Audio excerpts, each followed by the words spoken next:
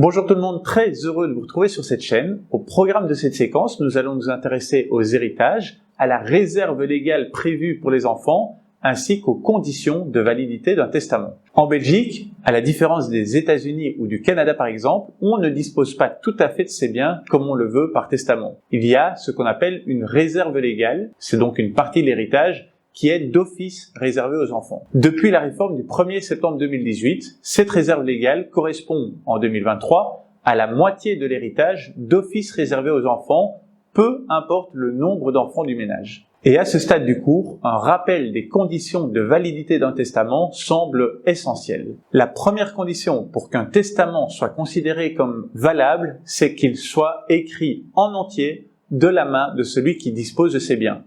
En effet, il s'agit de s'assurer que le testament correspond bien à la volonté du testateur et il doit donc être rédigé entièrement à la main pour celui-ci.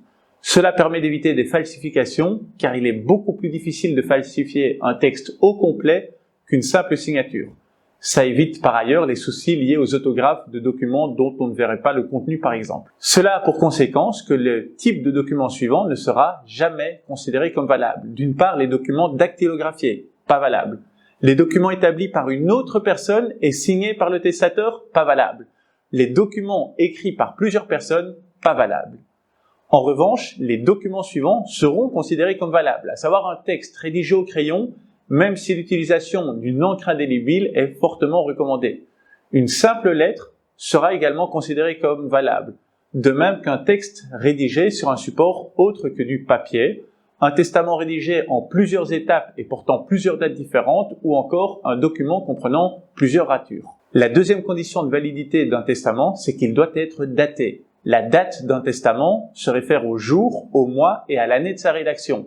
Il n'est pas obligatoire d'indiquer l'heure ou le lieu de la rédaction du testament, mais ce qu'il faut comprendre, c'est qu'un testament sans date n'aura jamais aucune valeur. Toutefois, si la date peut être déterminée par d'autres éléments, le testament pourra être considéré comme valide. Par exemple, s'il mentionne des événements qui permettent de déterminer la date de sa réaction, comme je vous l'ai dit hier, à l'occasion de votre 50e anniversaire. La troisième condition de validité d'un testament, c'est qu'il doit absolument être signé. Parce que la signature est un moyen d'identification pour la personne qui le rédige, et la signature peut être choisie librement et doit figurer dans le testament sous sa forme usuelle.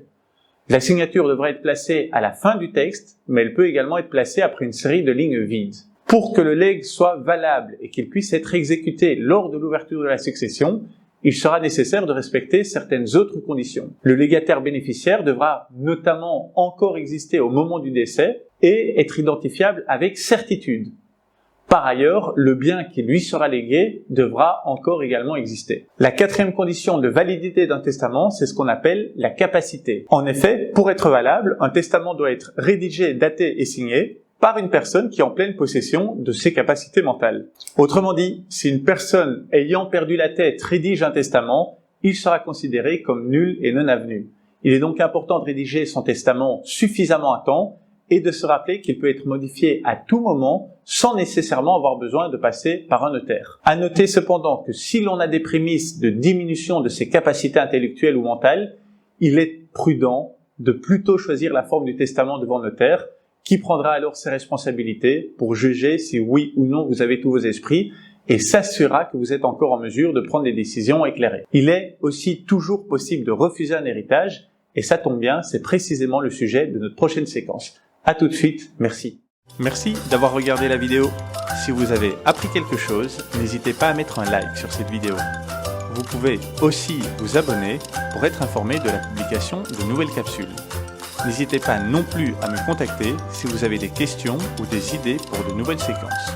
Allez, merci et à bientôt.